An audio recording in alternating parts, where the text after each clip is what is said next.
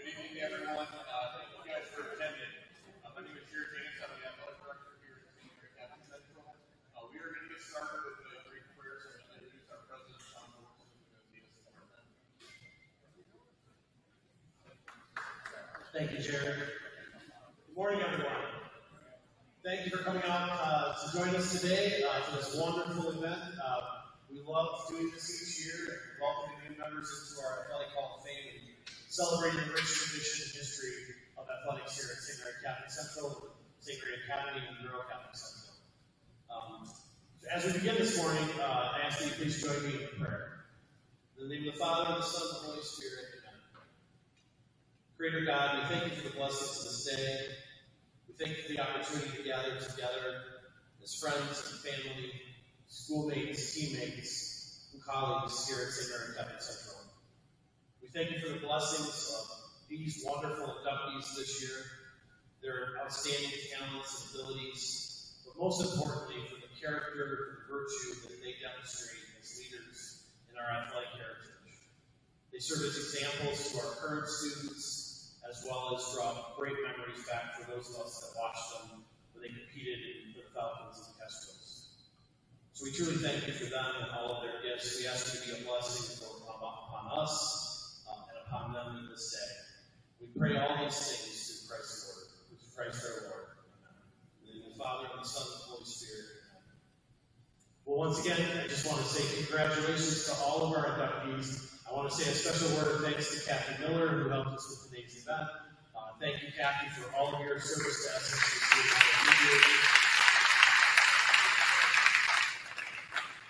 And in a very special way, personally, I want to congratulate each of this year's inductees. Thank you for all of the time, effort, and sweat that you poured into your pursuits in athletics here at SMCC. And thank you for the way you represent our school in history and now as part of our Athletic Hall of Fame. Thank you. Thank you, Sean. It's a true honor to be here tonight to celebrate the newest members of our Athletic Hall of Fame. For generations, St. Mary Catholic Central, Monroe Catholic Central, and St. Mary's Academy has been a place where students are challenged, both in the classroom and on the court, field, and track. Our history is built on the dedication of our students, the guidance of our coaches, and the unwavering support of our community. The individuals we honor tonight embody the very best of that legacy.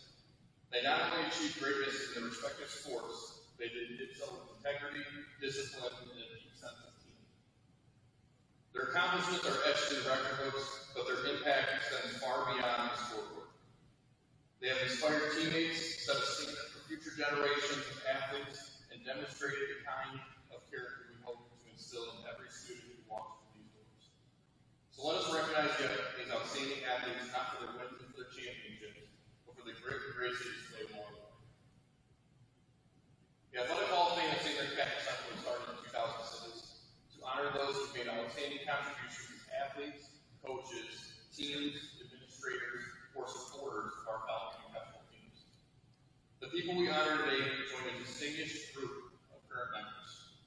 I would like to take a moment and recognize our Athletic Hall of Fame members. I would ask that those present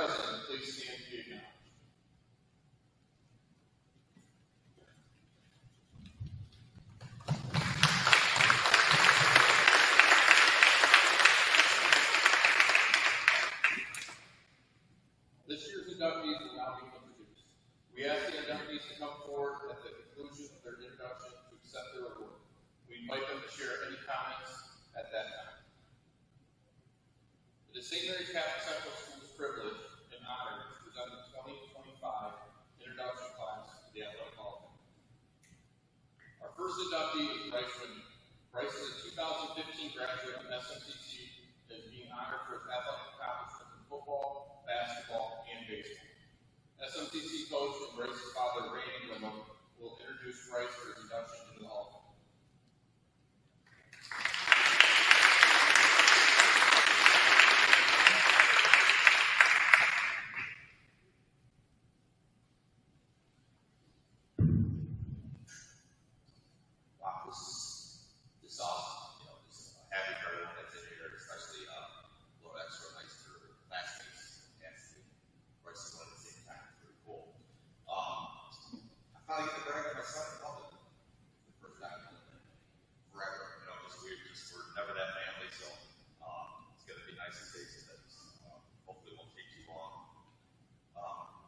So it started out when he was 5.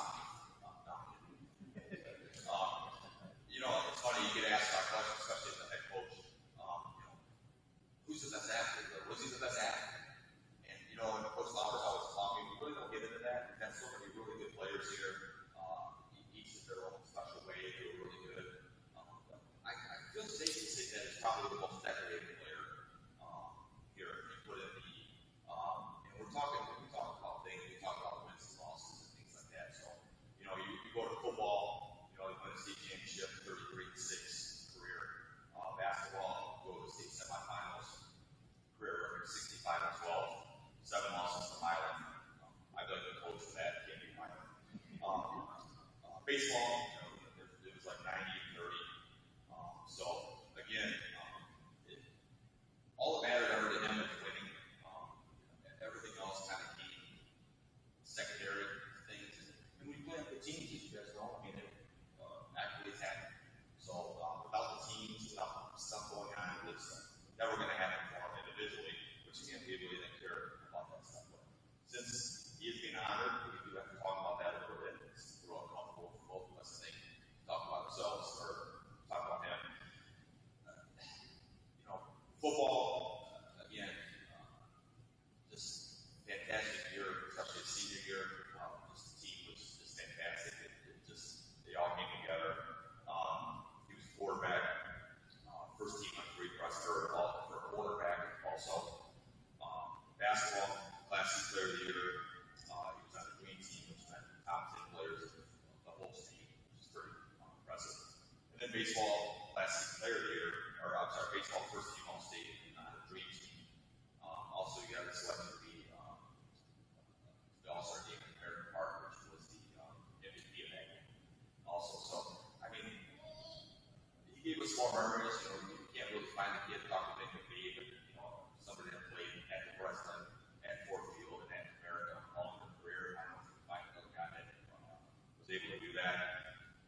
So again, just you do nothing about the team. I don't mean to select my son, but it's nothing about the team and some of the coaches that he, Coach Darnell, very influential. Coach Lauer's from Bryce sitting here at 5 years old on the basketball, just staring at him while coaching sometimes loudly. Just a lot of lessons we taught that he learned from a lot of great people at this school. Also, so let's give you a couple highlights that people don't know about him. Football. So football, for example, he had 2 pick sixes in back-to-back possessions. He was the last play of the first half and the first play of the second half. So that was kind of interesting. He, the fourth quarter of the state finals, pretty cool thing. They're back up and they're back up at their own end. Just scored in this team. All of a sudden, Bryce throws 2 slants to Travis George for first downs. So I asked my wife, is Coach Jarvis still over there? No passes in the fourth quarter. And by the way, Gary Hall never slants, never passes.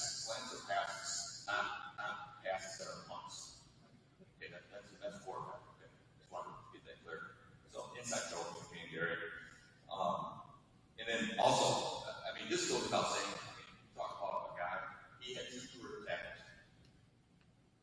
It's funny, 2 career tackles. Didn't like to tackle, didn't like to hit people. I would ask him when he was saying to the other receiver when he played quarterback, and he goes, well, I'm blocking him off. He goes, I just tell him, I go, please just stay with me. I really don't feel like tackling anybody. We got big guys today. So yeah, he didn't really like to tackle. And I think one of the guys who did tackle, one of the 2 tackles, I think the guy fell down. I know you credit that as a tackle. Again, just some great memories. Matter of fact, he did a podcast one time, and they asked him, knowing his history of playing other sports, they said, if you could go back and play one sport, one game, one time in high school, and I'm listening to it, like, oh man, the good dad moment is going to say, Dad, I like to play a football game on Friday night. And honestly, so would I. I'd love to see him play one more football game in his life. Basketball-wise, one of the highlights probably for him as a player, and again, you go by some guys that have been around forever, making the in this conversation. One of the only players ever in history who actually shoots jump shots right-handed, left-handed consistently. Teams really didn't know how to scout it, didn't know what handy was, just kind of after the hard work and stuff. That was kind of an interesting thing. So, as he told me when I'm trying to say how long you want me to talk, he goes, him, yes, you can just Google me, right? Nowadays, everything's on film, you can't lie about stuff. I can't stand up here and give false stats, so you can figure that out. So baseball, not a lot of great stories. Baseball's pretty boring to me, so that's funny stuff. Believe it or not, boring to him too, actually, say the same thing. The one thing I will say is about him, everybody I meet that has come in contact with him says something about how humble he is, what a good person he is. When he was in the pros, with the minors, people would say he go up to kids and parents would tell me how they made their child feel important. That stuff is to be Hall of Fame-ish, what kind of person he is. Always really proud of him for that. Never missed a day of school. Never was late to practice. And when I say, I don't use the word never a lot, but that's never. In college either, never missed a day. So, but I do want to say one thing about his college. We won't go into that because it's a high school thing, but college-wise, so it's funny. We're sitting around. He's home in August. He's going to his senior year, and he had just started 53 games of shortstop the year before for Old Dominion. And he gets a phone call. It's from his coach. He says, "Hey, what do you think about catching?" And knowing Bryce is the type of person that he just, okay, whatever you need. And he hung up, and I said, did you tell him you've never put on equipment? I mean, all the years, 8 years old or whatever, never put on equipment, never put on the catching gear ever, not even as a joke. I think he tried one time. I said, stop doing that. But never did that. So, but it was funny. Then Casentino suggested that he's not the first baseman for the Kansas City Royals. He suggested, he's not wrestling, he can do anything. So, lo and behold, they get there, they have to actually teach him how to put on the catching equipment. And I'm not kidding, he's actually started. He just attacked it with some just real hard work. That he texted me at 11 o'clock, 12 o'clock. I said, what are you doing? He was on, then he jumped over the fence to get some catching work in. They locked the gates and everything, so made himself a catcher, believe it or not. So he goes in, by him working so hard, the other 2 catchers who were actually freshmen caught up and got to be pretty good because of all the work he put in and forced them to work hard. So, anyways, in college, it was 11 games in, I think, 12 games in, third baseman gets hurt. And just hurt. That spot is hurting for us now. And actually, he goes, well, we'll put you at third now. So he goes to third base. Only catches 11 games. And in the meantime, in the fall that year, he had caught all games. And he said to him, met with like 50 15 major league teams. He said, well, if we draft you to be a catcher after catching for a month. And so it's pretty impressive as far as athletic ability, being able to catch. So he got drafted, literally catching 11 games as a senior college as a catcher. And then so he goes to spring training, and I said, me being a dad, hey, play every position, try to, do this and that, and try to go out to, infield, and go, hey, you're a catcher, get in here and catch. So goes into single A, gets hurt a little bit, goes into double A, he's literally catching a double A, having called like 30 games in his life. His last year triple A baseball, he ends up starting in center field, leading off, catching, doing this and that. So people ask me what kind of happened, kind of tell us a little bit of the story of him. And people ask about him. I said he's just a little freakish. He just works hard at everything. And even in the majors or in the minors, he was the first guy in, to hit. It was pretty impressive. But again, I just don't want to gloss over the fact the type of person he is. It's just, whew. I think we're going to end it here. So I'd like to introduce my son, Travis Woodman.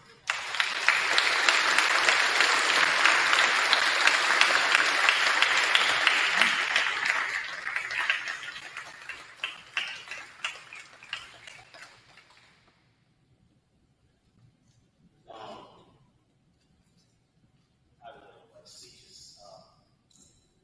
Thanks everyone, it's so nice to see everyone here, familiar faces, and lots of good group that we get to go in with. So I kind of want to start this speech thanking my parents. Yeah, make me emotional a little bit. I'm not gonna cry. Because I would not be standing here without them. They sacrificed their whole lives for my sister and I. My dad and I were always at practice for a game for AAU season, and my sister and my mom would be at volleyball practice or volleyball games for her AAU season, be in different states sometimes. And that meant less time they got to spend together with each other, less time for vacations, less time my mom got to watch me, less time my dad got to watch my sister. But that's what was important to our family, giving us every opportunity to get better and chase our dreams. We gave up vacations, free weekends, and so many little things that most families take for granted. So we as coaches now deal with kids missing practice or games for a vacation. You can imagine how we feel about that. You only have a 4-year window to reach your potential. And my parents made sure we didn't miss it. And that's my dad who talking, because my favorite thing that he talks about is unlocking your potential. And we see like the basketball banners. We have had the best athletes come through this school as far as the eye test. But his secret and why he was such a good coach was being able to unlock everyone's potential. We had a joke the other day. He showed me a picture of one of his basketball teams, and he said, "How many games do you think this team won?" And let's just say they looked like they got really good grades. And I think they won about 15 games, and I just laughed. Like that's the kind of coach he was, raised, just unlocking your true potential. And that kind of sacrifice is something I'll never forget. And it's the reason I'm here today. And I stand today with incredible gratitude that my parents gave up their free time so I could reach my potential. So my early days here at SMCC, I just have to take it back. Before I ever played a game, I was a little ball boy for Coach Roberts' basketball team. I still remember the first basket I ever made on Big Hoop, and it was at that basket down there. It was after a banquet. I was so excited I wanted to tell my dad that I finally made a basket on Big Hoop. I don't remember how old I was, maybe 4 when I started coming around here. I would sit in on every practice. Sometimes I'd be napping up in the bleachers, just kind of curled up in between the bleachers, just sleeping. Most of the time I was trying to be locked in, sneaking some drills with the guys. Coach Lauer just walked by and said, it's a cardinal sin to sit on a basketball. He used to drive me nuts. All I want to do is sit in basketball and watch. I'll never forget the way he coached with so much passion. That really sparked my love for the game and the love for the school. As a water boy, I had a system. I lined out 15 cups, 3 rows of 5, made sure I had enough for the timeouts, 8 nights of reserves. And the running joke was, I'm little.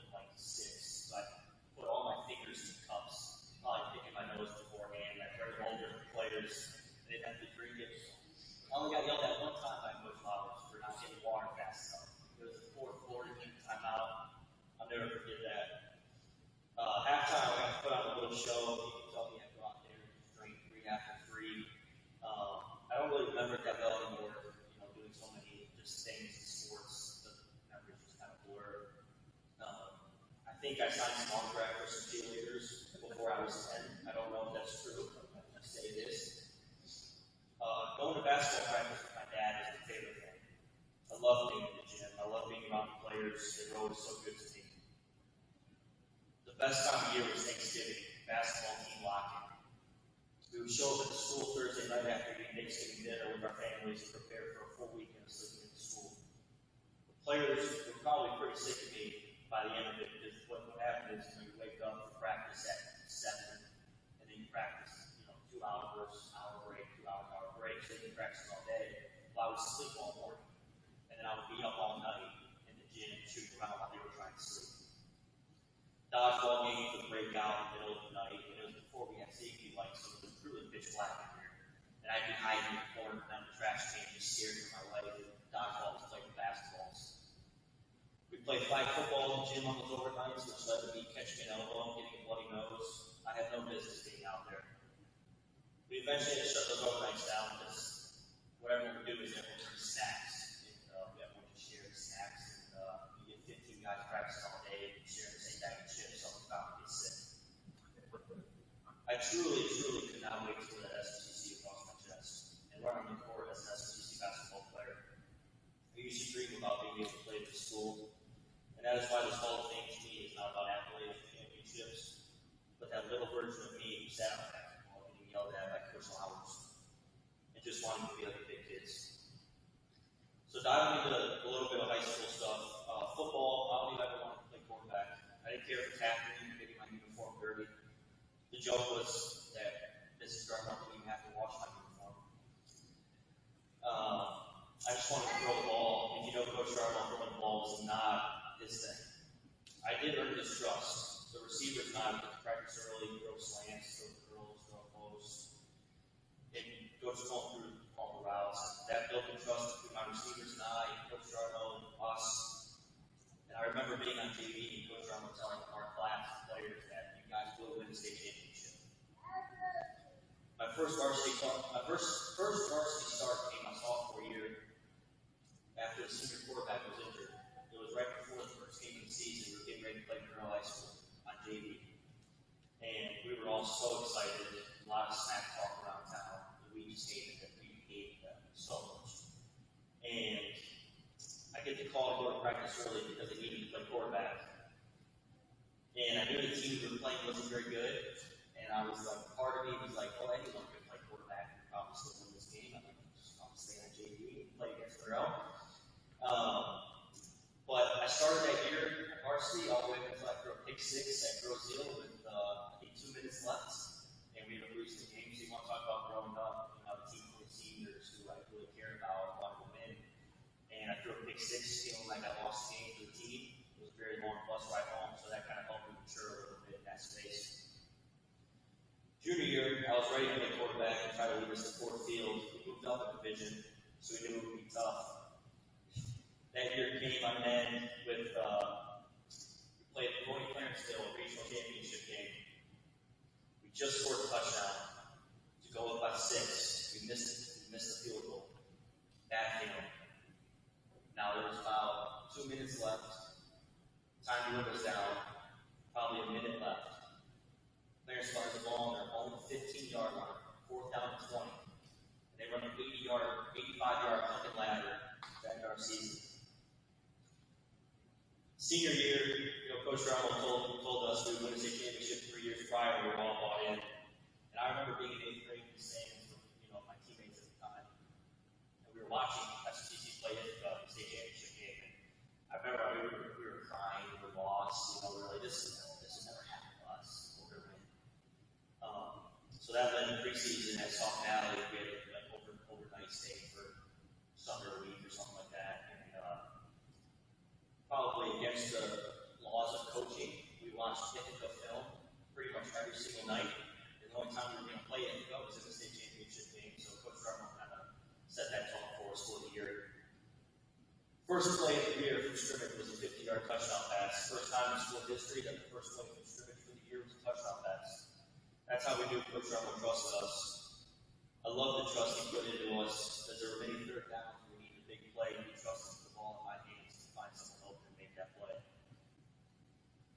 We knew it was Coach Rummel's last season, our senior year, and he didn't tell us what we heard, and all we wanted to do was win for him. That's what made that team so special.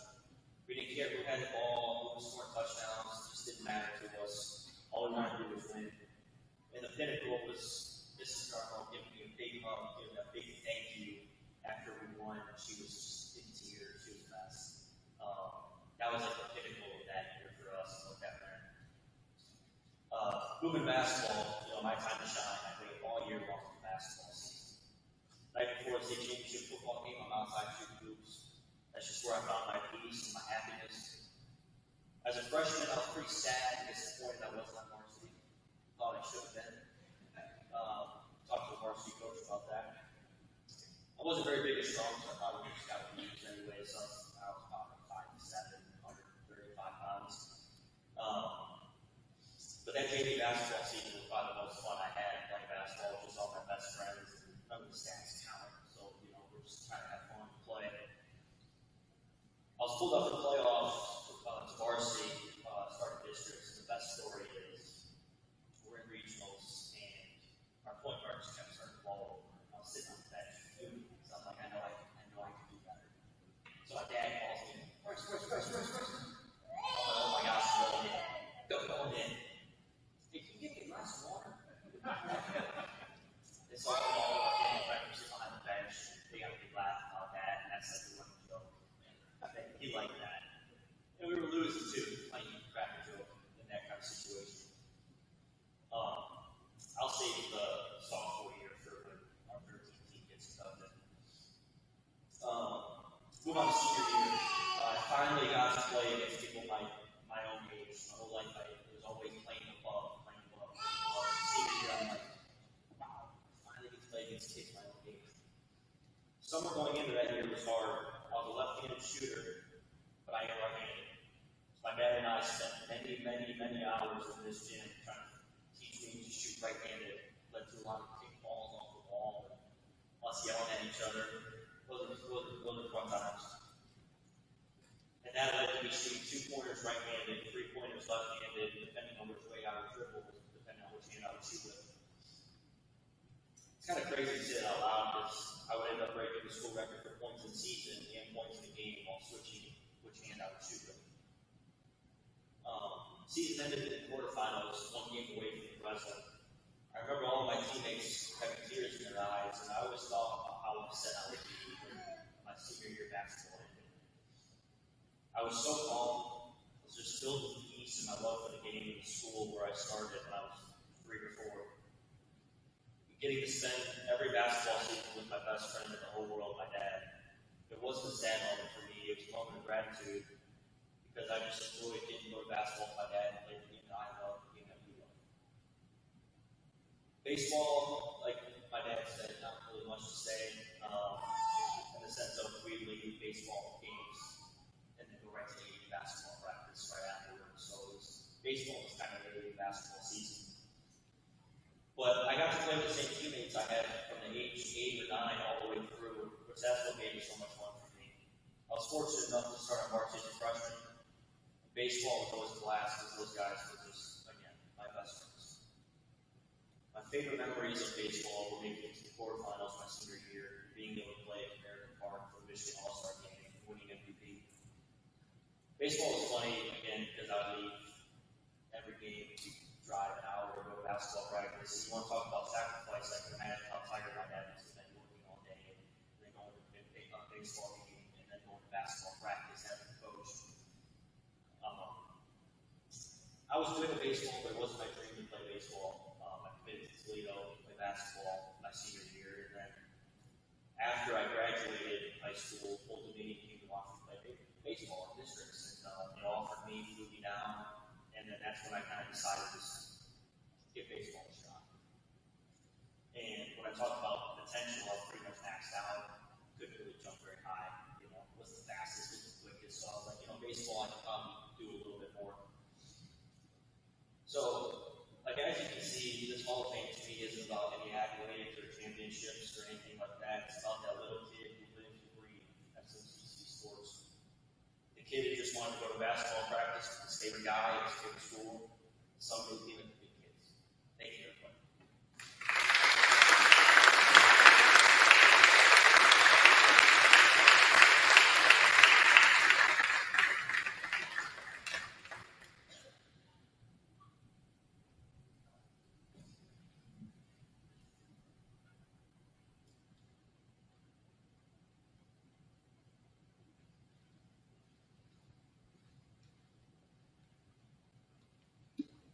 One more time, please join me in congratulating Bryce Wyndham for his induction.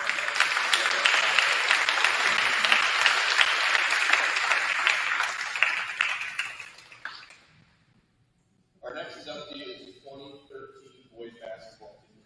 They're being honored for their team accomplishments in 2007. Coach Randy Wyndham will present the team for induction in the Hall of Fame.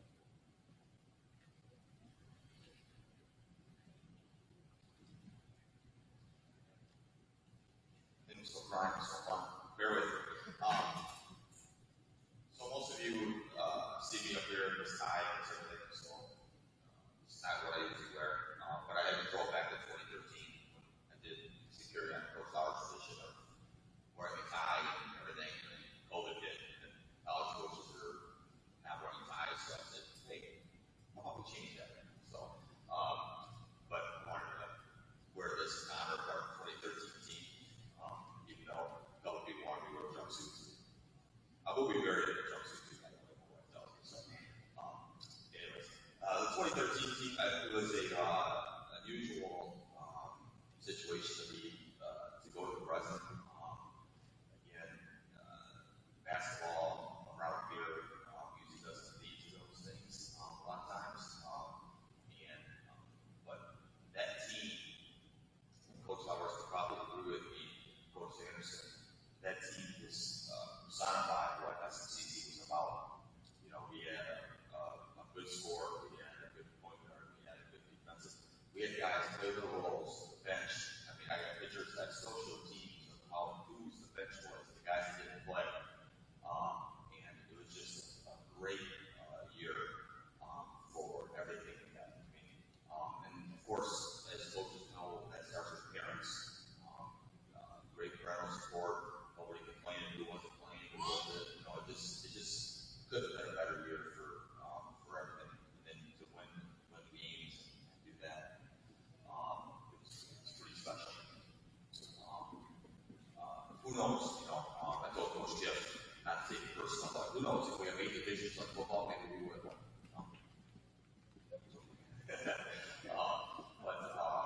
Again, just very proud of the guys, things like that.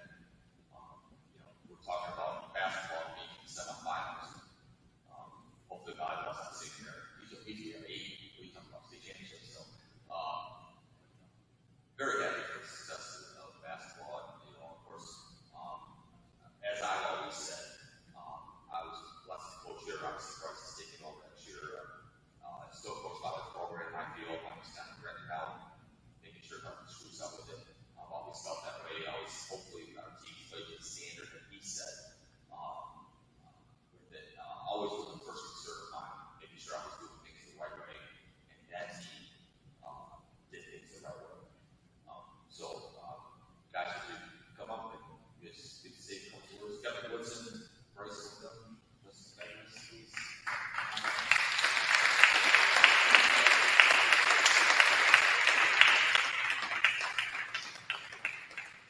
I would be remiss if I didn't tell the story, because it may not be over. It's probably never told in public. So Kevin comes to us from Bedford, junior year. So that was back in the day where after they found KK, you become eligible. Okay. So his first game was against the Boston Huron at Huron. So he's all excited, gonna get the game. This is not starting, he just comes off the bench. So sure enough, comes off the bench. Kevin was a really good player, good shooter. Comes off the bench, first trip down, makes his 3. And this is what he does running down the court.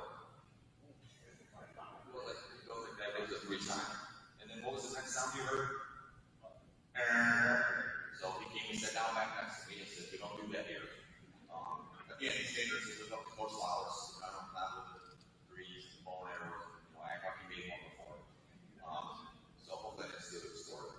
that was his junior year. One thing about Kevin was, I mean, it really got around to be first team all state that year. Still kind of upset with Alfred about that. Again, clutch guy. I can remember school graphic quarterfinals, press break. Coach Flowers knows his press break was still used. I'd send Kevin back, come up and get it, and I think he was like 17 or 18 free throws in the last 2 minutes of the game. It seemed like he could school grab, so to lead us to the wrestling.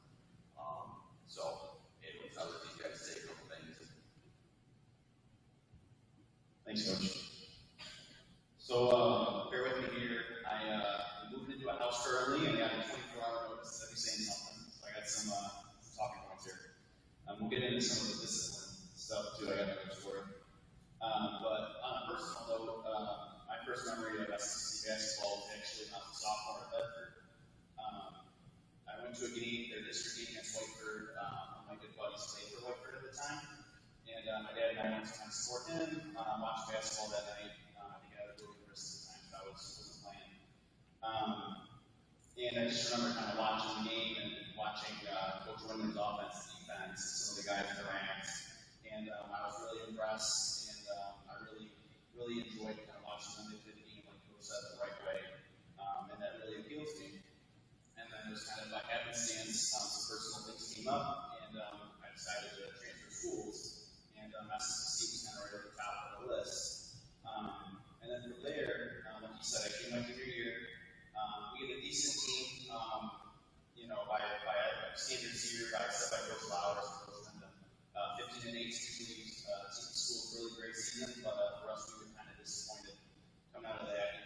Teams usually like to win districts and are kind of happy when they almost won regional semifinal, but we were kind of disappointed and PO'd about that. So then after that, going back a little bit more, meeting some of the guys, going into before the junior year, I had a lot of good experience playing with the guys over the summer. Met some of my classmates, things like Justin over here, a couple other guys over here, Jeff Albright, Jake Blanchett, Shane didn't want to, some other guys. They were just really welcoming, and kind of that feeling I got when I watched them as a sophomore at Bedford, kind of, came into itself, and they really had a really great group of guys, even that junior team. But like I said, it was really ticked off that we could make the Breslin, especially the year after that 2011 team made it to the quarterfinals. So we were really motivated, played a lot of really good teams in the summer. Detroit had some good teams, had some scrimmages here. We knew we kind of had some stuff going on.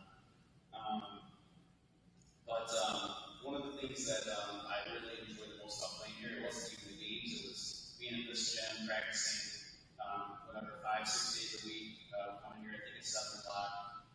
That junior year, I really looked at the clock, waiting for it to be over, because I'm like, man, this is getting sloppy, we're going to run, like, this is looking good. But then senior year, I never looked at the clock once. I just really enjoyed practice.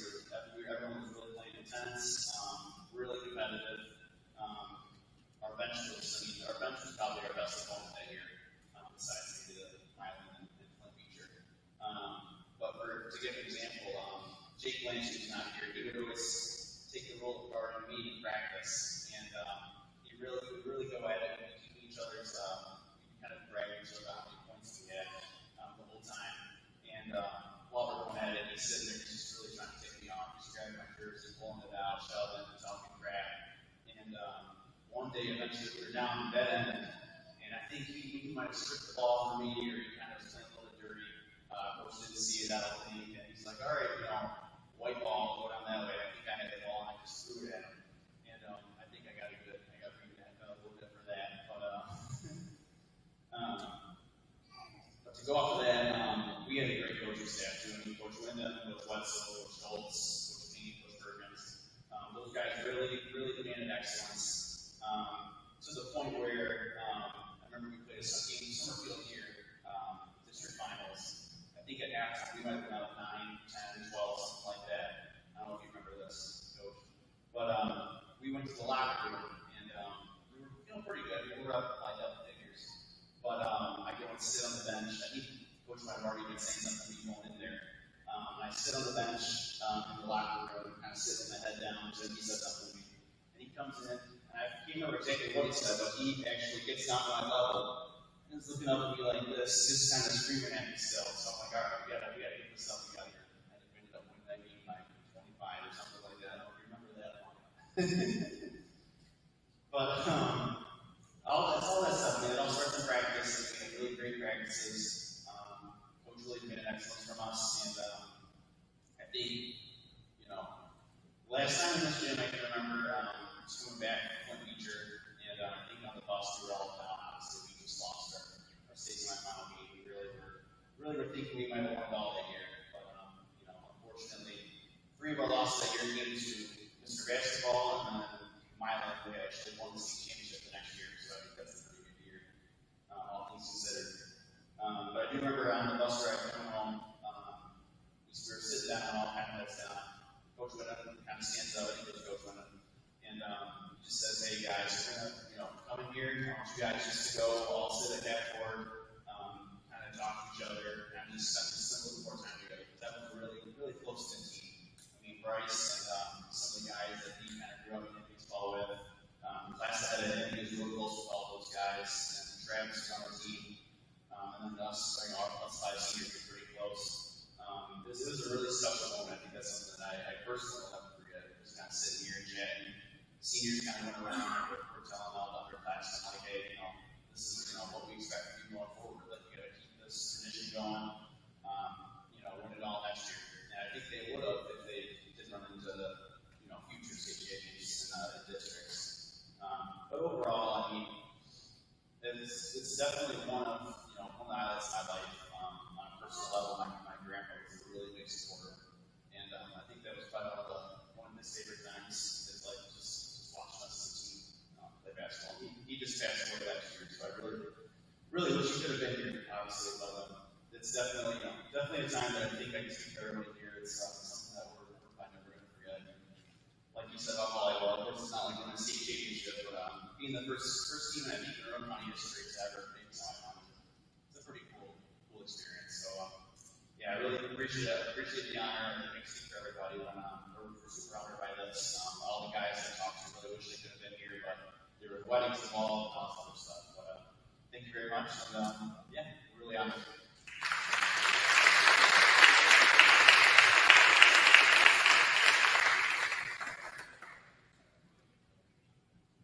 Yeah, that was really good. Thank you. Yes, we had, we had a wedding last night, Mason O'Lear. Pretty excited. We had, and then all brides getting married. I thought we got married in June, but I guess it's September now. So, thanks again. Appreciate it.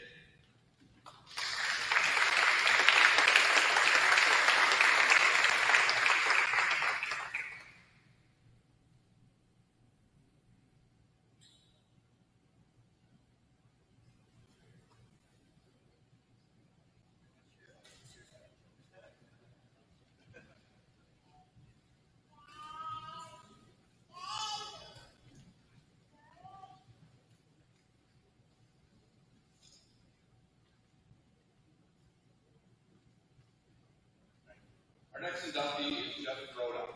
Jeff is being honored for his outstanding volunteer contributions with our PA announcement. 1989 SCCC graduate Gary Hall will introduce Jeff for his induction in the hall.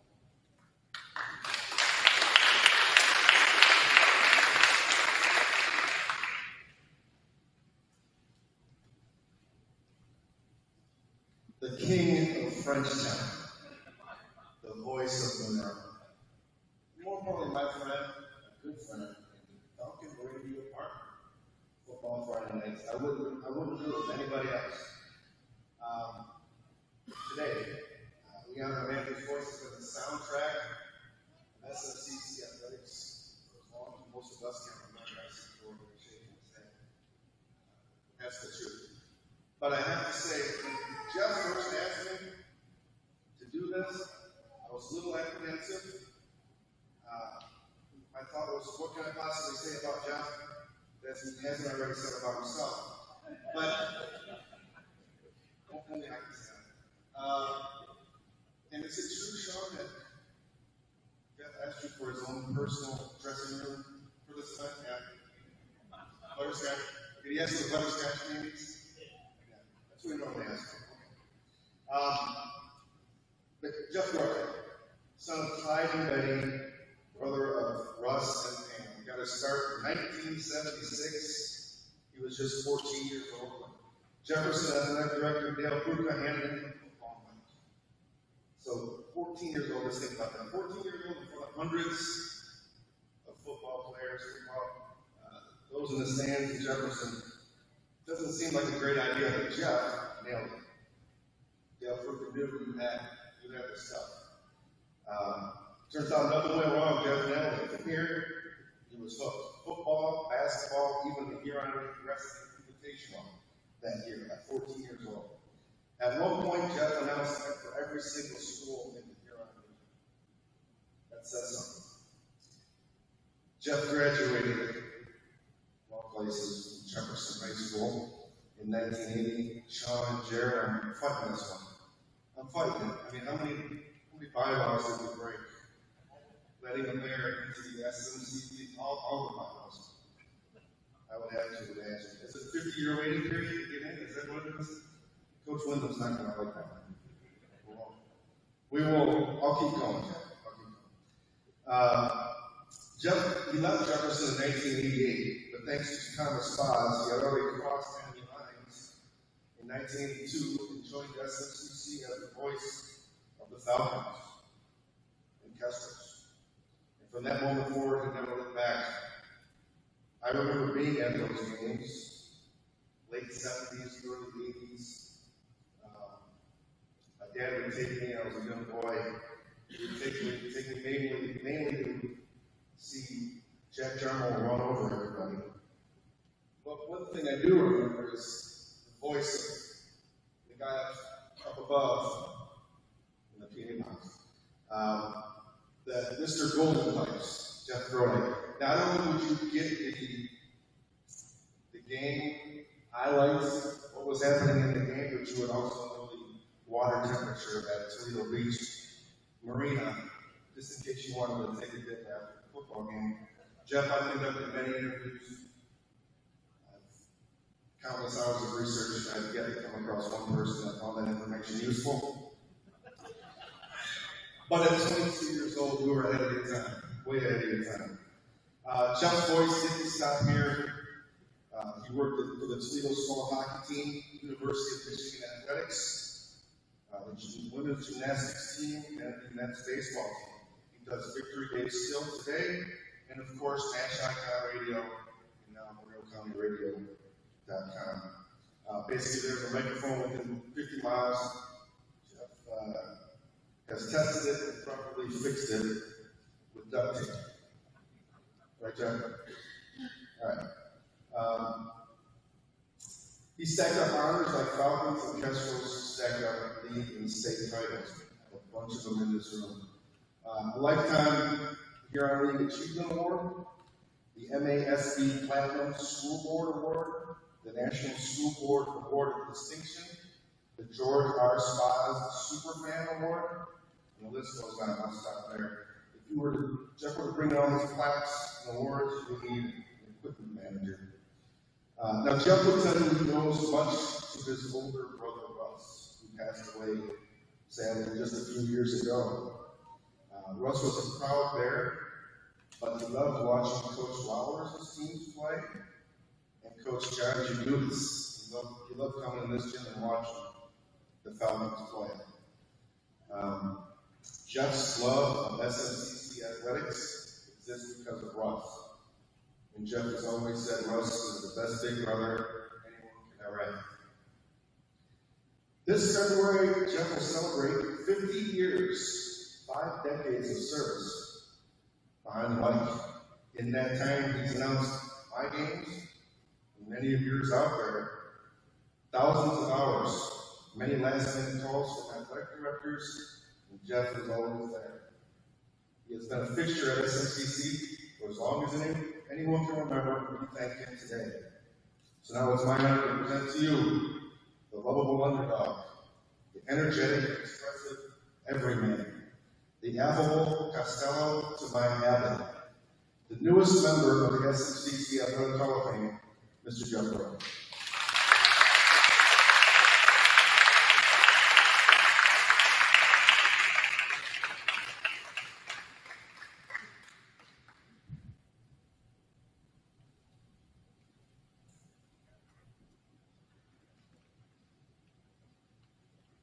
First of all, I'd like to start out and thank Barry Hoff for presenting this award with me. And, he is the most knowledgeable guy in high school football in the state of Michigan. Just ask him, he'll tell you. You can listen to us on NorCountyRadio.com. We've got in the game of the season all the way up to the state championship, hopefully. That's from NorCountyRadio.com. I'm throwing a plug in. I don't have a lot to say, but I do have a few hundred stories, so feel free to stretch out, go to the restroom, grab some water, just feel like you either do something, go ahead and do it. We're going to be here a little while.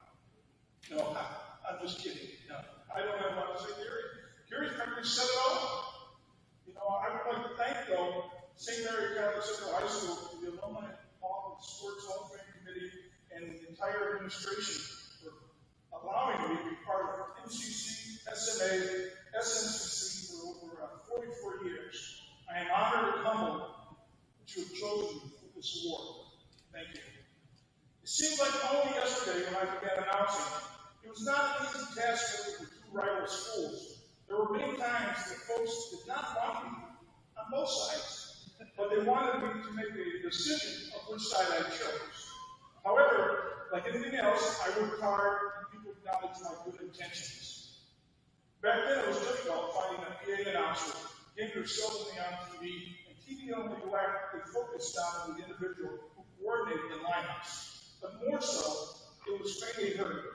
If you were going to the game live, you would be paying attention to the public address announcer. That's when my journey started at this time. Tom Spaulding was the new safety within the Huron League. Tom needed someone to do the PA for the upcoming football game. And he had asked the legendary Dale Perka if he had anyone that was willing to help.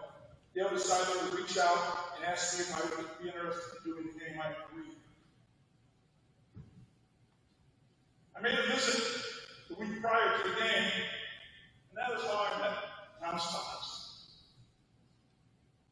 Tom wanted to offer his expectations of what he expected at the historic Navarre Field. It was around lunchtime, while waiting to meet Tom, one of the coaches walked in, he had fried chicken, and he offered me some chicken. I was tempted, but I had to say no, because I was waiting for Tom.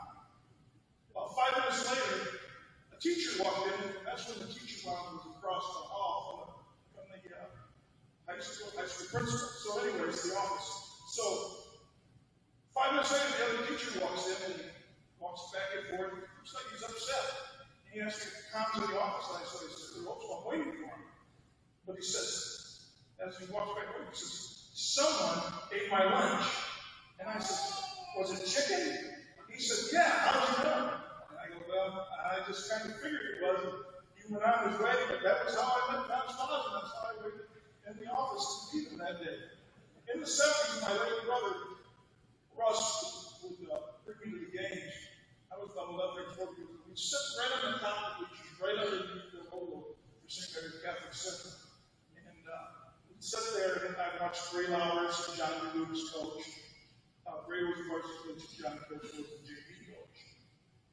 Thinking back over 44 years of announcing at St. Mary Catholic Central, I truly am blessed with many friends and associates I've made over the years. I consider all of you family. Thank you. In conclusion, I would love to honor a few people that helped guide me into my public announcing career.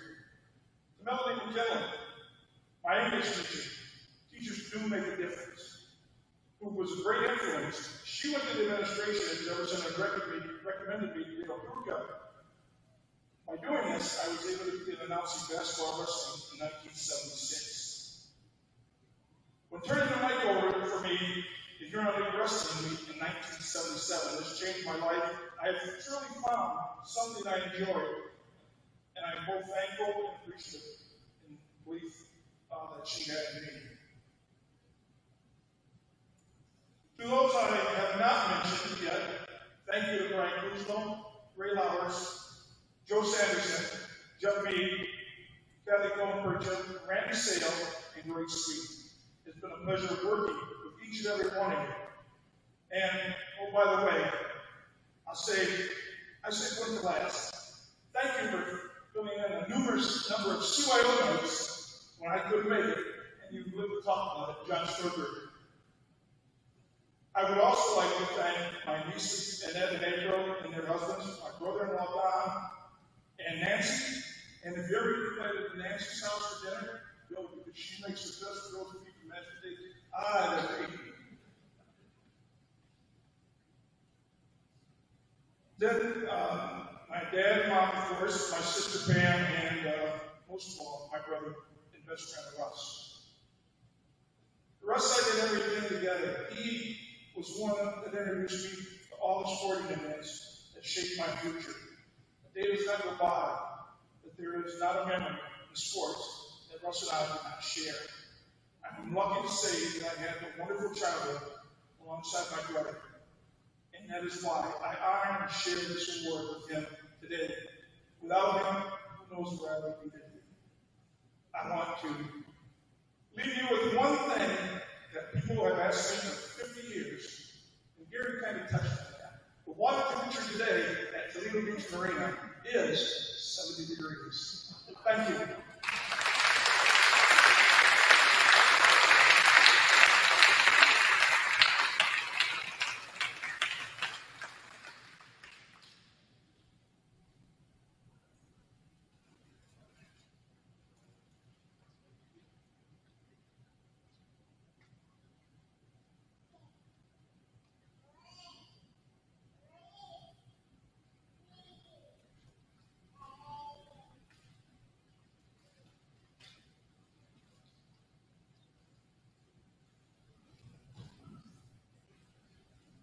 This is my fourth year doing the Hall of Fame. It's my fourth year as the athletic director here, and that's the first honoree that turned the light on youth for some reason that when you left. So I'm proud of you. Good job, Jeff. One more time, join me in congratulating Jeff Brody.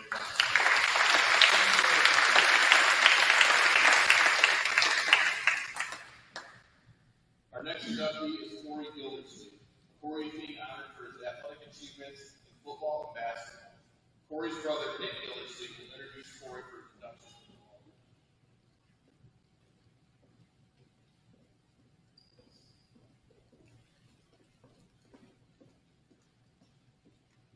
Good afternoon, everyone.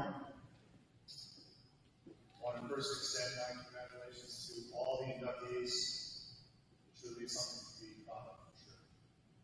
Long history and tradition of success is something very much to be proud of. You know, just last weekend, Corey and I took a trip together to Philadelphia. It's the city of brotherly love. Standing here today, introducing my brother as he enters the SMCC Athletic Hall of Fame. I can't think of a phrase more fitting or appropriate to describe my feelings at this time. It truly is an honor to be here this afternoon to introduce Corey for this recognition, which is well deserved. As long as Corey's accomplishments, probably list them all and be here all night. But as his younger brother, I had the privilege of seeing the story behind his achievements. I wish I had more time because there are so many great stories to share. I saw the early mornings, the late nights, the relentless work, and the determination he took to turn his goals into reality. Here's what I know. Corey will be the first to tell you he's not the type to seek the spotlight for himself. He's always been about the team. That's how he approached athletics. That's how he has approached school administration. And that's how he has lived his life. His achievements have always been victories we share as a family. His challenges have been our challenges. His wins have been our wins. And the pride we feel today is felt deeply by every one of us. Now, for Corey's a bit older than me. Trust me, I can remind him of that as often as I can. Let's just say by the time I was old enough to tie my cleats, he had already grown out of the grapes. I didn't grow up competing against him in some brother. I grew up watching. I was that brother in the stands, looking up to him as my hero, along with our sister Chrissy and our parents. Who, by the way, missed only one game this entire life. It was important for all of us to be there, supporting him every step of the way, repping the school colors and his numbers, 22 here at Catholic Central and 53 at Central Mission. I saw the way his teammates respected him and followed him, the way his coaches trusted him, and the way he carried himself with confidence, enthusiasm, strength, class, skill, and passion. I also saw his toughness, how he played through pain and injuries, how he persevered through challenging times, how he punished and dominated his opponents through losing physicality. That was fun to watch. And how he never let obstacles deter or define him. Those moments shaped me as much as they shaped him, because I got to see firsthand the true dedication and leadership of his life. Years later, life came full circle. Corey wasn't just my brother. He became my head football coach in high school. That gave me a whole new perspective on him. I got to experience what so many of his players did: his passion, his discipline, his knowledge, his demand for the very best, and his unwavering belief in the people he leads. It was tough sometimes, but it was also very inspiring. And it gave me even deeper respect for who he is as a brother, as a coach, and as a leader of young men. Here's the thing: even after his playing days and injuries changed his path, unfortunately, Corey never stepped away from the game. Instead, he gave back, mentoring athletes, building teams, and shaping lives. He brought the same intensity, focus, and care to every player, every student, and every team he worked on and off the field. And it continues to this day as the leader of our school community, ensuring it's all about doing what's best for the students. That's the kind of impact that goes far beyond championships. The kind that shapes people, communities, generations. So on behalf of our entire family, I want to say how I'm absolutely proud we are of him. Corey's story has always been about more than personal success. It's about family, character, teamwork, and the lasting difference he makes in the lives of those around him. Ladies and gentlemen, please join me in welcoming and congratulating my brother, Corey Livingston.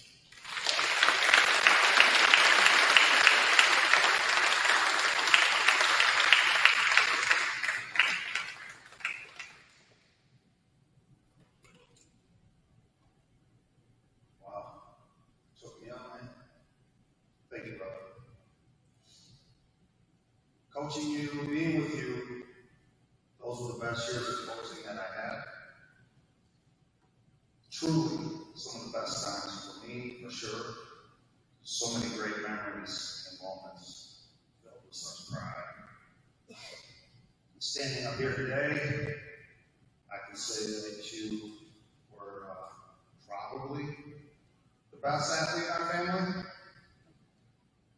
But I do have to say that Christy was one heck of a competitor too. Right, Coach Jay? Nick, taking your talents all the way to the pro arena football leagues, showed your toughness, your grit, your resilience, every step of the way. It wasn't easy. I'm so proud of you for that, what you've accomplished, continue to accomplish in your life every day. Love you, brother. Thank you to Athletic Director Jansen and to the selection committee for this great honor.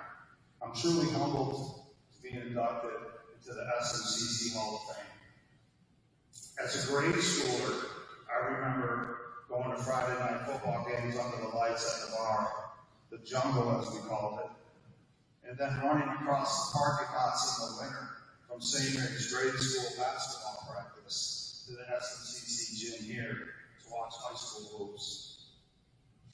Watching guys I idolized through the years like Vandercave, Leahy, Lifford, Thompson, Keyline, my cousin, and the reason I wore number 22 in football, that's his number, and Rathco, my boy Beef.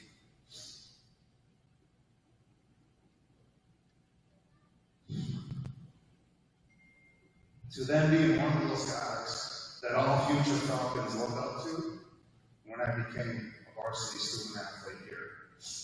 I can remember doing custodial work here at SMCC, going into my 9th grade year, seeing all of the college football player pictures on Coach Sanderson's wall, thinking one day I'm going to have my college picture on that wall with all of those great Falcons. Never did I dream that I would be inducted into the Hall of Fame. Thank you to all the SMCC staff, the teachers, and the coaches that supported me and guided me, and that's the good Lord knows I needed that. Thank you to my principal, Brother Bob, for all your guidance. I always took his words to heart as he sat me down and provided me that wisdom and that reasoning. I had so many great coaches at SMCC, but I have to say thank you to Coach Flowers and Coach Sanderson specifically for providing those life lessons embedded in me as a student athlete and a person. They are truly Hall of Fame coaches and Hall of Fame men, surrounded by Hall of Fame staff members and Hall of Fame men. What a blessing it was to be able to learn and to grow and to play in those types of elite programs. Thank you all.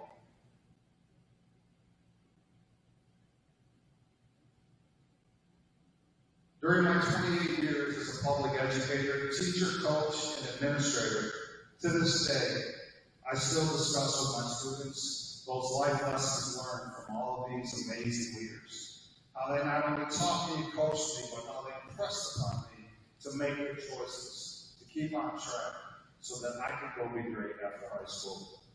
Your leadership truly lives on in me, as I have been and continue to pay that forward each and every day, working to change and save lives, similar to what you did for me. Jay Johnbro, Coach Jay, from St. Mary's grade school to SMCC, to then rebuilding and turning programs around together.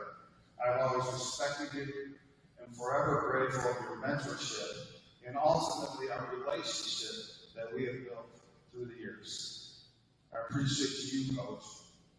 The Johnbro family truly has a special place in my heart. To all my teammates, this Hall of Fame induction is about us, what we did in our time together as brothers, wearing that Falcon jersey and that uniform. We shared in a lot of victories, we won a lot of championships, but more important than that, we built prideful bonds together that have lasted a lifetime. Brothers for life. Love you, fellas. I would never have been able to do things that I've done in my life without the backing and the support of my family. I am so blessed, so blessed. Here today, my wife Barb, we have built such an amazing life in our years together. Thank you for being my rock and my partner in this journey. Our daughter Kennedy, son-in-law Louie, grandbabies Jonathan and Beckham. My parents, Don and Donnie, Dad, is Monroe Catholic Central grad, class of 66. My sister Christy, an SMCC grad, class of 96. Brother-in-law Matt, nephew Freedom Ryder. My brother Nick, flew in from Charlotte, North Carolina. My godfather is here as well, Uncle Ronnie, a Monroe Catholic Central grad, class of 62.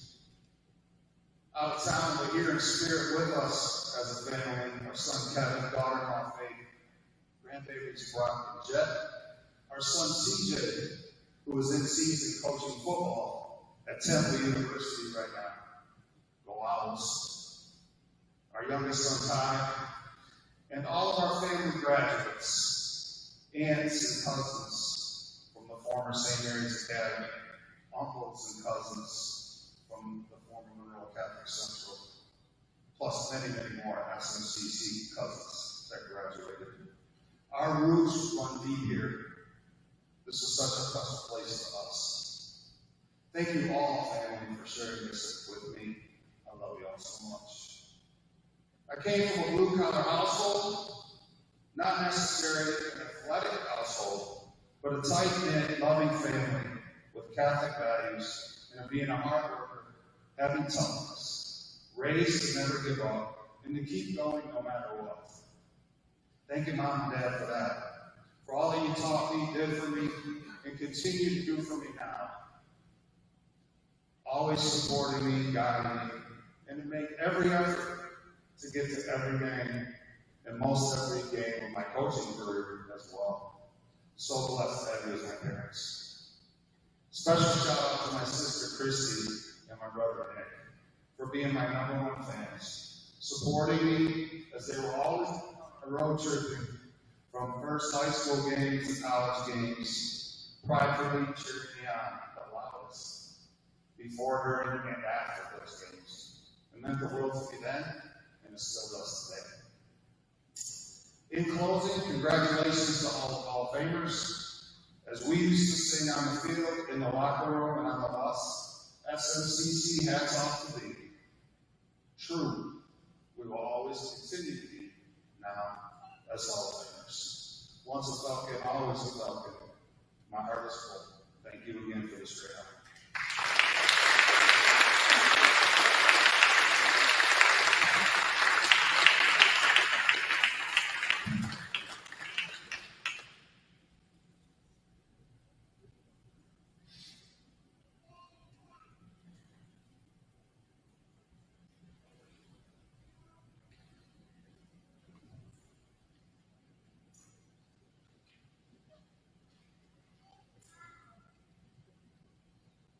One more time, please join me in congratulating Corey Gillis this year.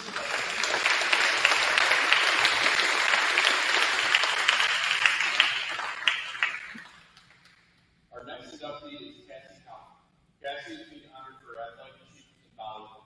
SMCC Hall of Fame coach Diane Toller will introduce Cassie for her induction into the Hall of Fame.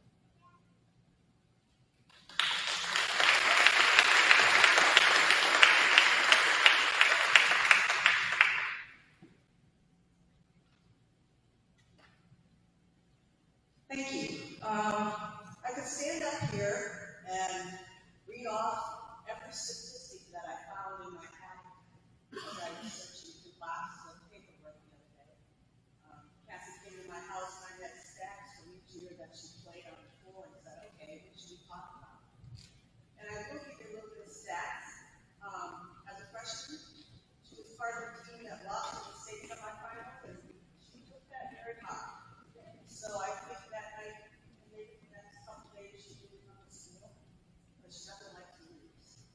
Our record was 48-8 that year. We were 14-0 on the Huron team. She played in all 56 matches. She averaged 1.73 kills a set and 1.09 blocks. She was named to the VIVTA All-State Honorable Mention and the VIVTA All-Region Honorable Mention. In the next 3 years, she was part of 2 state championship teams.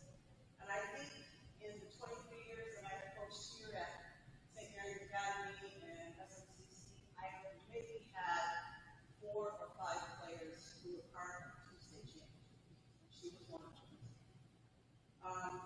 She made first team All-Huron League in all 3 of those years.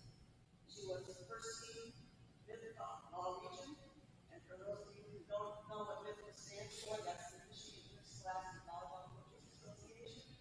So the coaches from all of the schools in the state are the ones that vote for those honors. She was the first team VIVTA All-State, and 1 year we actually went into Class B instead of Class C, so she also made All-State in that class, which was kind of unheard of at that time. She was Minority News All-Region all 3 years. Her senior year, she was Miss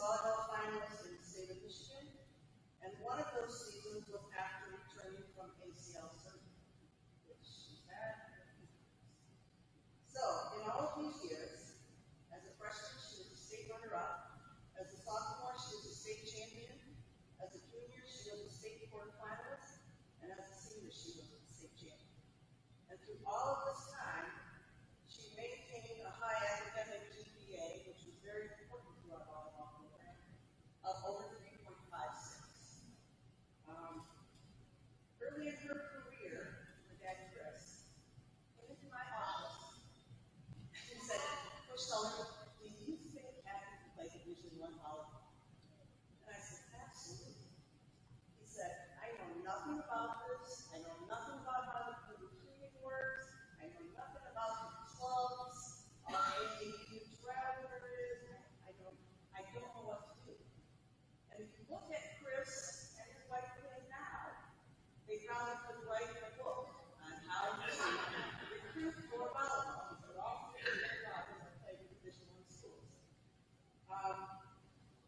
I think that some of the things that made Cassie,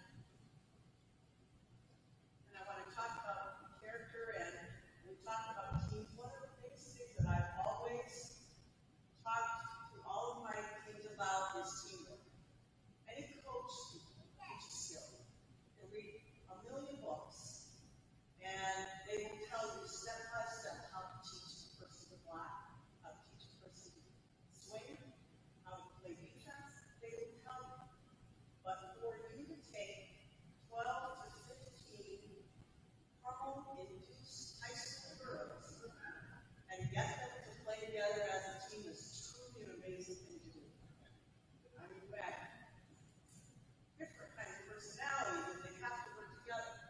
And through all of that, she was, from a freshman where she was playing with the older kids, she was always very calm, very confident in everything she did.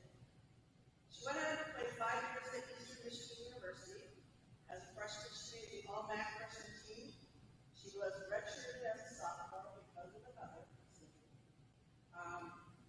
As a junior, she was first team all-MAC, and the team won the MAC championship, and she was the MAC tournament MVP. She was also all-MAC academic. In her senior year, she was first team all-MAC. She was a 2019 senior class award finalist, and she was third in the MAC with 3.43 kills per game. She returned here to SSCC to coach from 2020 to 2024. So, I've just read off, and I probably missed a million stats. And I've read all the things that she's accomplished. But with what she's accomplished, she could probably cover a couple basic walks, which I'm sure is pretty similar in the household anyway. But I think when you look at the person she's become, volleyball has been a big part of shaping who she is, along with the support that she's gotten from her family.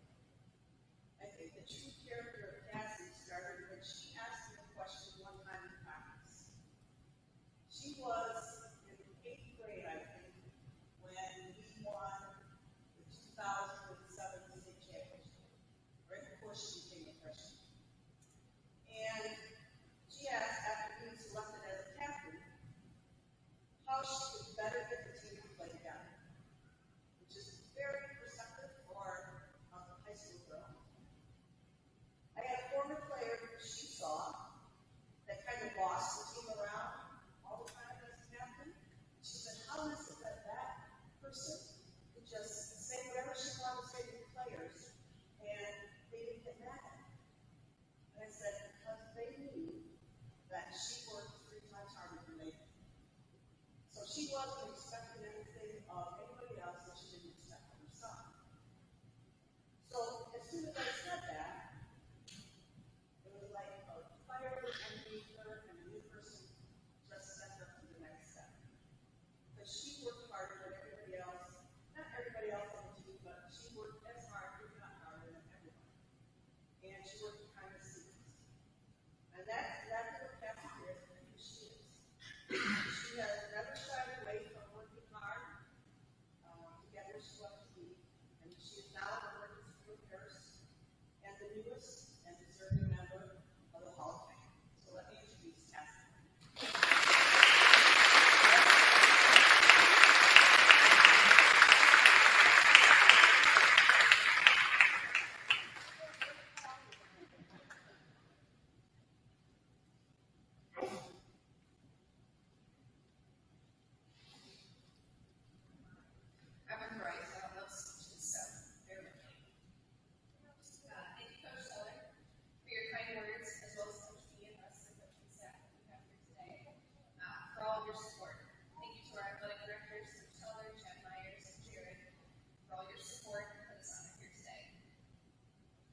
I'm going to talk about the journey and the legacy.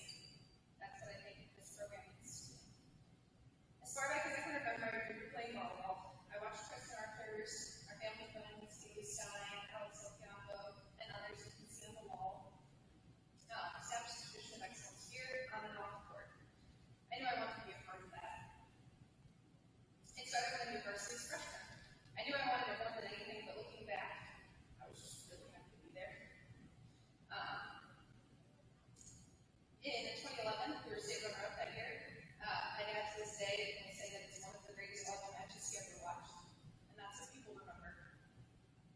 My parents remember me listening to sad songs for quite some time after that. I remember amazing teammates and people who took me under their wing and didn't treat me like I was a freshman. My volleyball career seems somewhat of like a Cinderella story, but in all Disney movies, there's a villain. In my case, it was my ACL. That injury was one of the toughest things I ever endured. Sports was the most important thing in my life, even my identity. Being injured was a roller coaster mentally and physically, especially after sophomore year, we won. Felt like we were on top of the world, and we had some great together. And going into basketball season, I was so ready for a great year. But there was never a plan in play that I had no idea about. And fast forward to my junior year, it was tough. We were in Class C. I was coming off my first knee surgery. I had some complications. I played on a frozen leg that whole year, and another surgery post-season. Unable to compete only made me want to be back more, and help my teammates to see that legacy get started. On to my senior year, the finale. I knew this was Coach Sully's last year, and our first year with Coach O'Neill. It was super exciting, and deep down, I knew we were winning no matter what it took for her. One of the constants throughout my years here at SCC was Coach Suller, all 4 years. The traditions here are what made us successful and brought people along, things she started and continued throughout her years.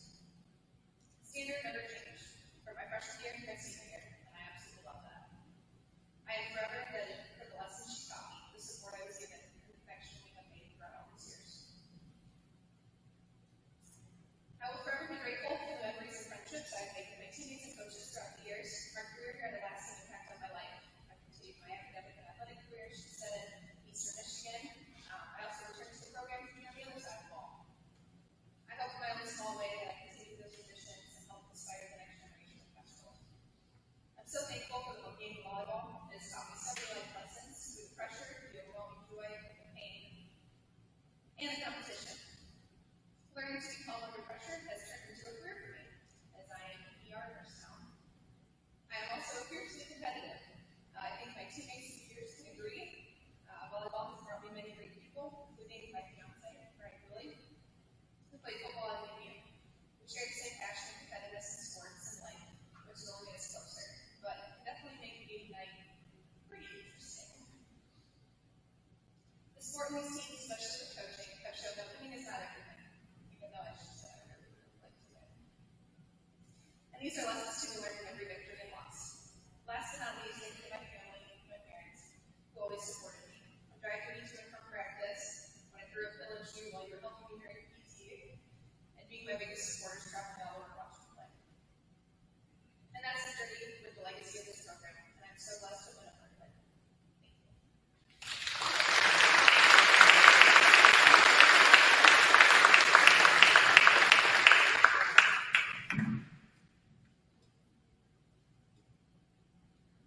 you.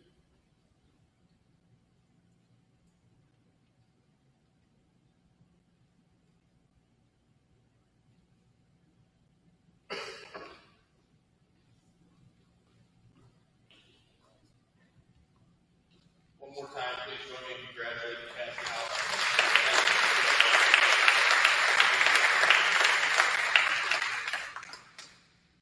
Our last inductee is the 2014 volleyball team.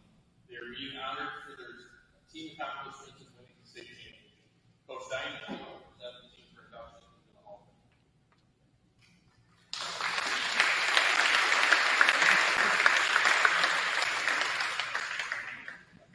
I would like to introduce the coaching staff here, please.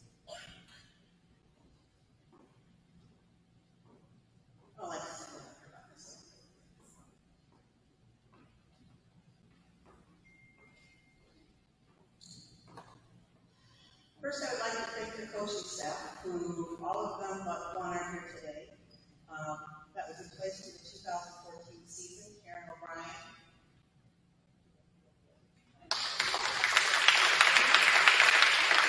Karen Burchett. Lindsay Lehman McNary was not here. Daniel Handler. And Amber Mount Weiss. A program was built by all the coaches that contributed over the years. And I look at the girls that were members of the 2014 team and remember that they played for all of these people at the lower levels before they ever got the opportunity to play on the varsity. So they're very important.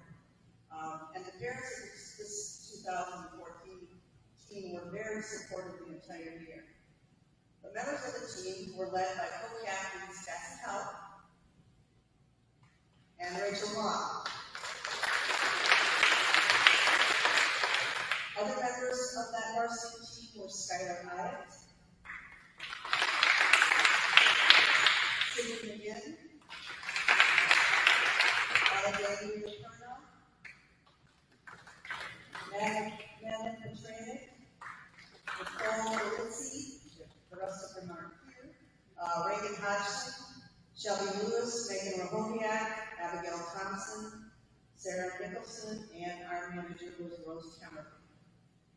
As a team, the accomplishments that they made, they were 45, 8, and 2, 13 and 1 in the Huron League. They won 3 tournaments during the season before postseason play. They were then the Huron League champs, Class C district champs, Class C regional champs, Class C quarterfinalists, Class C semifinalists, and Class C state champions. At the beginning of the season with this team, it was kind of a little bit of apprehension, I think. I think when you're in a program where teams win state championships, they get a little nervous and they want to know, what's expected of them, and they feel the kind of pressure that they also have to achieve something. But some of the things that they achieved as individuals were both Cassie and Skylar were first team All-Huron League. Sydney was second team All-Huron League. Matt Petranek was All-Huron League honorable mention. Rachel Long was Huron League coaches team. Rachel led Huron League All-Academic with a 4.05 GPA. And we had 2 other players that were also All-Academic Huron League. That was Cassie with 3.54 and Sydney with 3.35, which is very important. I always think that academics are the key. If they know how to work hard and get good grades, they know how to be disciplined enough to play athletics. The first team in the All-State was Cassie Howe and Skylar Hyatt. The second team in the All-State was Sydney McGinn. And our mid all-region players were Cassie, Skylar, Sydney, and Madeline Petranek.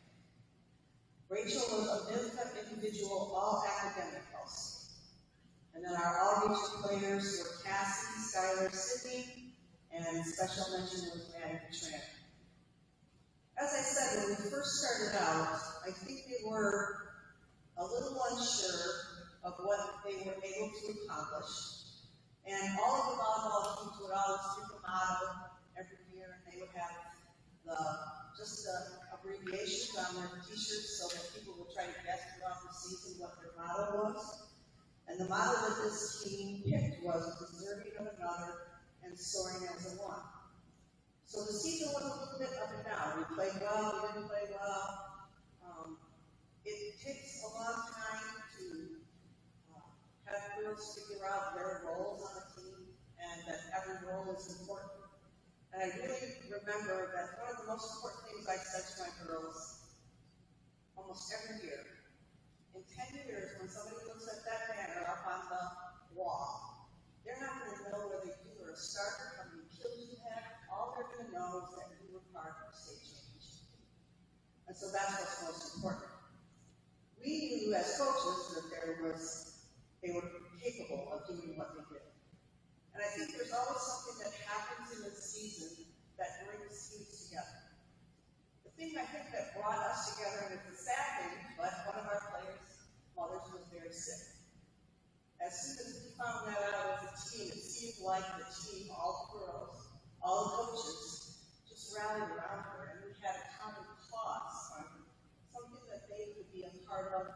make sure that their teammate was supported. And more important than winning the state championship was the fact that that teammate's mother was there to see. So she made it, but it brings home again what the life lessons are that we learn through athletics. So, congratulations to this team for what you accomplished and your inclusion into the Hall of Fame. Would any of the players or coaches like to say a few words?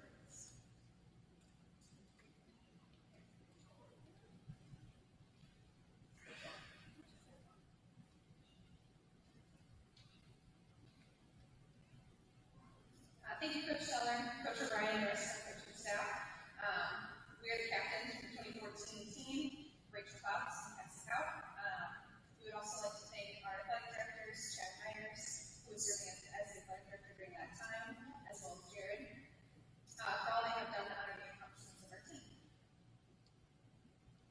So I think Coach Teller did a great job of hitting on all the stats, just talking about the moments that brought us together as a team.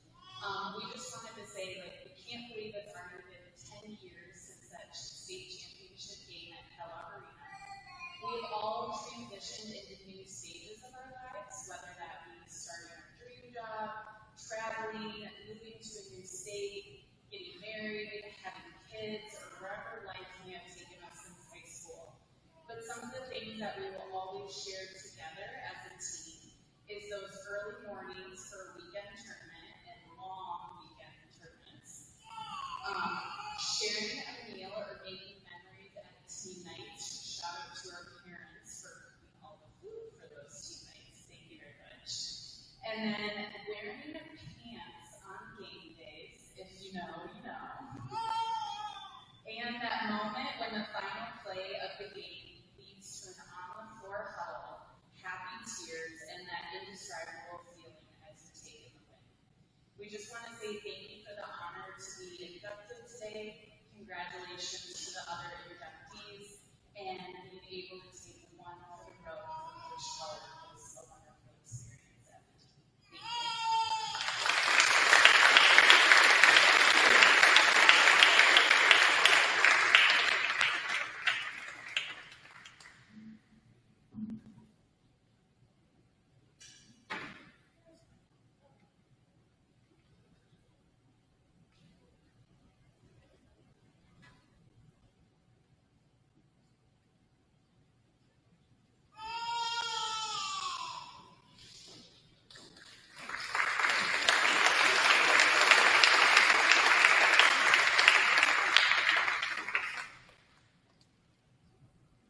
Couple reminders before I wrap up. Mr. Jeff Yoga right here is our director of marketing. He's going to get the Hall of Fame members that were inducted today in front of the Hall of Fame wall on the concourse. He's going to get your photo to get out of here today.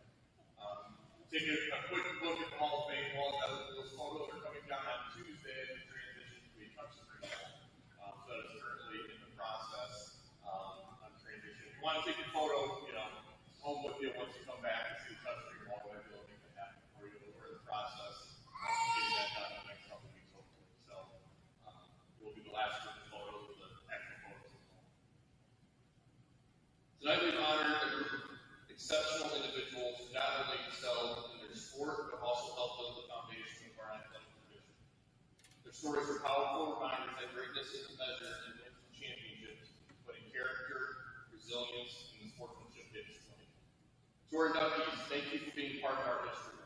Your achievements will continue to inspire the next generation of athletes who will proudly wear our school colors. Now, as we close this chapter, let's look forward to the future.